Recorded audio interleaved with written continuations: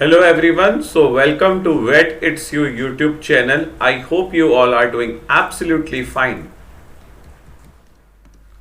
So now we will start our discussion with importance of minerals, a topic from the unit 1 principle of animal nutrition and feed technology from the animal nutrition. So the first thing is that what is minerals? So minerals are the naturally occurring inorganic materials or the element that have defined chemical composition and structure and plays a very important role in the normal functioning of the body. देखो भाई, minerals क्या होते हैं? हमारे inorganic elements होते हैं जिनके पास defined chemical structure होता है, ठीक है, केमिकल कंपोजिशन भी इनकी डिफाइंड होती है और ये बहुत इंपॉर्टेंट रोल प्ले करते हैं in the normal functioning of the body, ठीक है। So now moving on, we will discuss about the classification of minerals. So simply in animal tissue and feeds, minerals are present in the varying amounts and concentration. The 7 minerals element that are present in the high concentration, that is more than 70 milligram per kg live weight, are termed as major minerals. They are as follows. First one is calcium, phosphorus, magnesium, sodium, potassium, chlorine and sulfur. सो देखो भाई, अब हम लोग बात करेंगे about the classification of minerals कि हमारे पास जो भी मिनरल्स मौजूद हैं हमने उनको किस तरीके से क्लासिफाई करा है, ठीक है। So the first thing is that in animal tissue and feed the minerals are present in varying amounts and concentration, कि जो भी हमारा एनिमल टिश्यूज ऑफ फीड है, ठीक है, उसमें जो मिनरल का कंटेंट है वो वेरी करता रहता है, उसकी कंसंट्रेशन वेरी करती रहती है depending upon the animal tissue and the feed. कि अगर मान लो एक कोई एनिमल टिश्यू है, एक बी एनिमल टिश्यू है, ठीक है, एक एक्स फीड है और एक वाई फीड है, तो एक्स में जो मिनरल कंसंट्रेशन होगी वो जरूरी नहीं है कि वो सेम मिनरल कंसंट्रेशन वाई में मौजूद हो, और जो ए में मिनरल कंसंट्रेशन मौजूद होगी वो जरूरी नहीं है कि वो बी में भी सिमिलर कंसंट्रेशन में ही प्रेजेंट हो, क्योंकि जो मिनरल्स हैं उनकी कंसंट्रेशन, उनका अमाउंट एनिमल टिश्यू और फीड के अकॉर्डिंग बदलता रहता है, ठीक है। मूविंग ऑन, द 7 मिनरल्स और element that are present in high concentration more than 70 milligram per KG live weight are termed as major minerals. देखो भाई, हमारे मेजर मिनरल्स कौन से मिनरल्स होते हैं? ऐसे मिनरल जिनकी कंसंट्रेशन बॉडी में बहुत ज्यादा होती है। कितनी होती है? वो मोर than 70 milligram per KG live wait, मतलब अगर 1 केजी लाइव वेट देखा जाए तो उसमें 70 मिलीग्राम से भी ज्यादा एलिमेंट पाए जाएंगे, और वो मिनरल्स क्या कहलाते हैं? हमारे major minerals. Major minerals total in number कितने होते हैं? 7 होते हैं। कौन कौन से?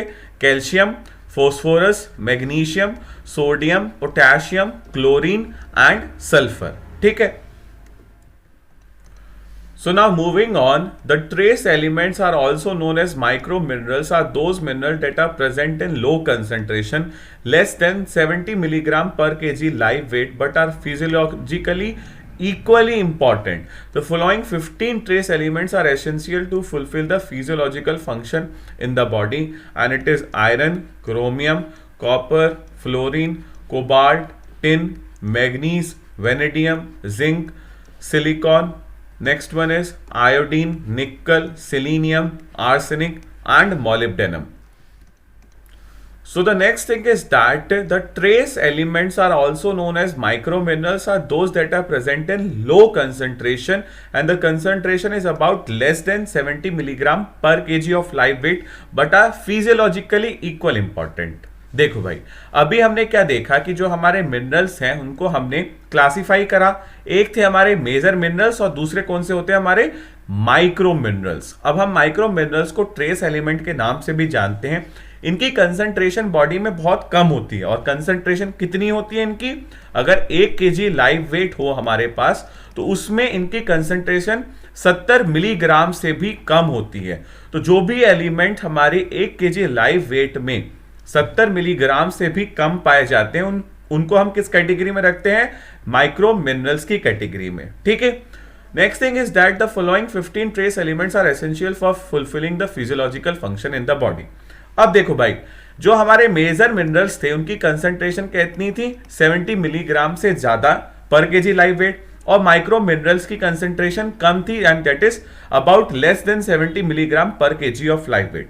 लेकिन माइक्रो मिनरल्स जो हैं कम कंसंट्रेशन में तो मौजूद हैं बॉडी में, लेकिन फिजियोलॉजिकली इनका बहुत इंपॉर्टेंट रोल है हमारी बॉडी की नॉर्मल फंक्शनिंग में। टोटल मेजर मिनरल्स कितने थे हमारे पास, 7, और टोटल माइक्रो मिनरल्स कितने हमारे पास, 15। कौन कौन से, iron, chromium, copper, fluorine, cobalt, tin, manganese, vanadium, zinc, silicon, iodine, निकल, सेलेनियम, आर्सेनिक एंड मॉलिब्डेनम। एक बार मैं फिर से बता देता हूं कि हमने मिनरल्स को दो कैटेगरी में क्लासिफाई करा on the basis of their concentration.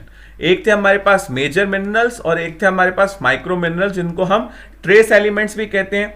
So the concentration of major minerals is about more than 70 milligram per KG of live weight, और जो कंसंट्रेशन है माइक्रो मिनरल्स और you can say trace element, इनकी concentration कितनी है, less than 70 milligram of per KG live weight.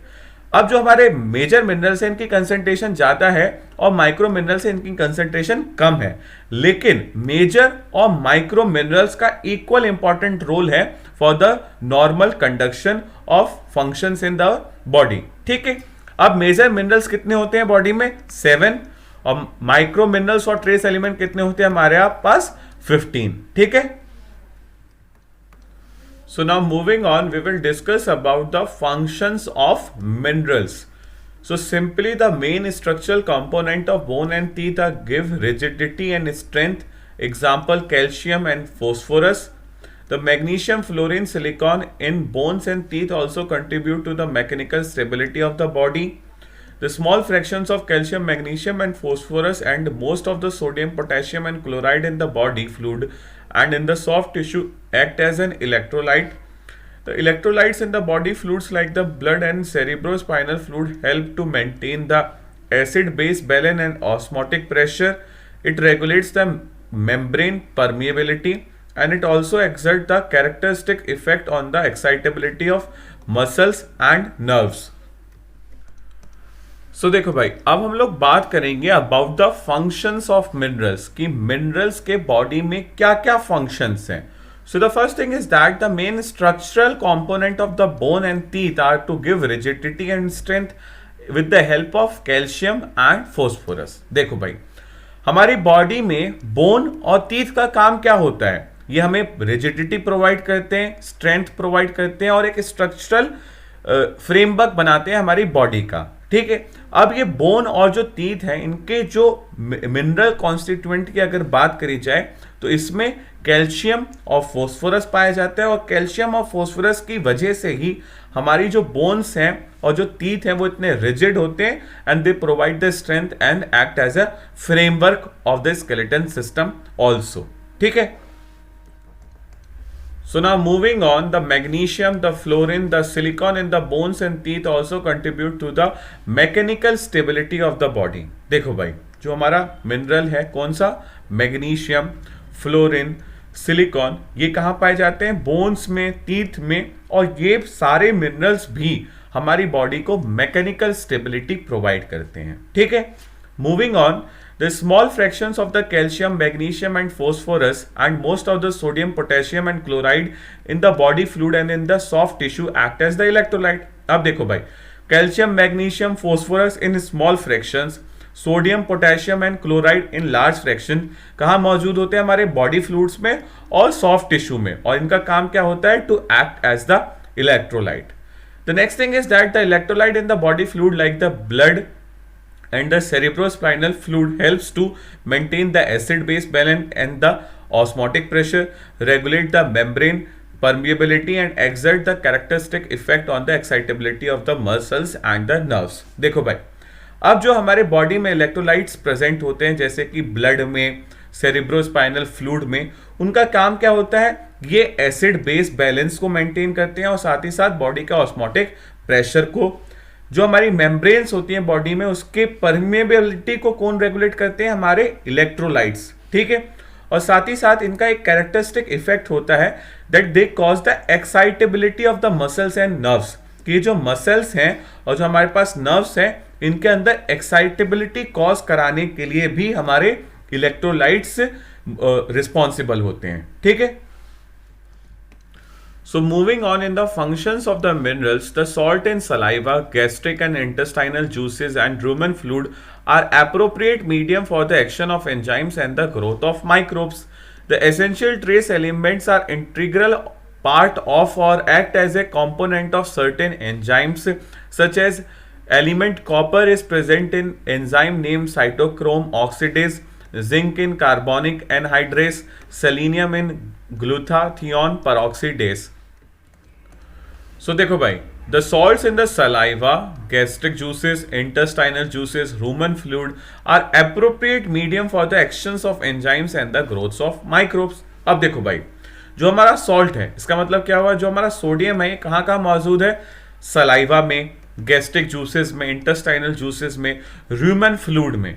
और ये जो सॉल्ट इन सभी जगहों पे मौजूद है इसका काम क्या है, जो हमारे एंजाइम्स हैं, जो हमारे माइक्रोब्स हैं, उनके लिए एक एप्रोप्रिएट मीडियम तैयार करता है ताकि वो ढंग से एक्शन कर पाए और साथ ही साथ माइक्रोब्स ढंग से ग्रो कर पाए, ठीक है। Next thing is that the essential trace elements are the integral part of और act as a component of certain enzymes, for example the copper, the zinc, the selenium.